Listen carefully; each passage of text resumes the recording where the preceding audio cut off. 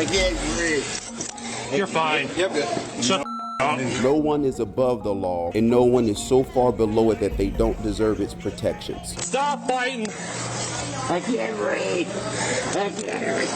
I can't. Get off my neck. More than 6 months after Frank Tyson spoke those final words, the 2 officers arresting him are now charged in his death. We prayed on it as a family. People have been praying for us as a family. We follow the law, and we'll continue to do what we're supposed to do as the county prosecutor. Their fellow police officers are standing behind them as the criminal case moves forward. The amount of people that were here was shocking. Canton police officers packed a Stark County courtroom today in a show of support for 2 of their own. Bo Shonaghy and Camden Birch are charged with reckless homicide in the controversial death of Frank Tyson. Tyson died in April after being handcuffed face down, uttering the words, "I can't breathe." News 5 investigator Tara Morgan's been following this case right from the start.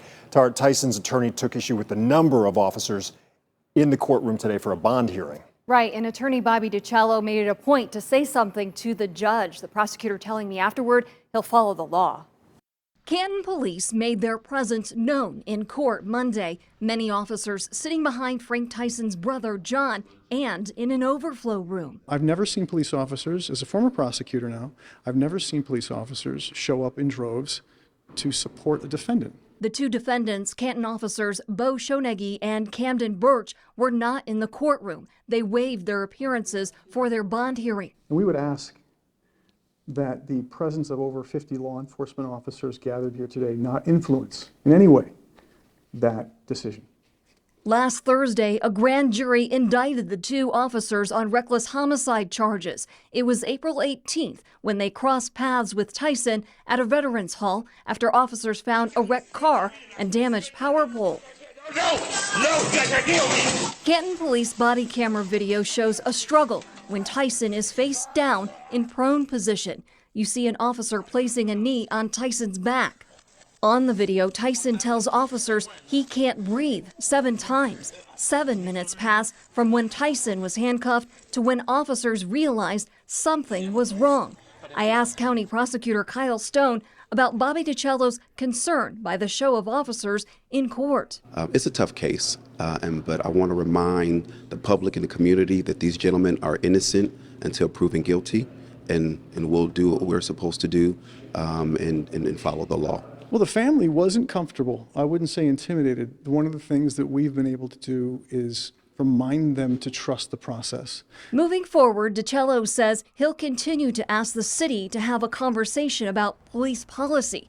News 5 investigators showed the police department's use of force policy has no mention of prone restraint, which some policing experts say there's clear guidance. It could lead to positional asphyxia and the person should be rolled over. The policy does say calls involving people who are extremely agitated or require multiple officers for control should be considered medical emergencies. We're going to hopefully have an opportunity to work with the city to examine and improve their policies. And there's one of 2 ways that can go. We can have a voluntary dialogue, or we can seek relief in court.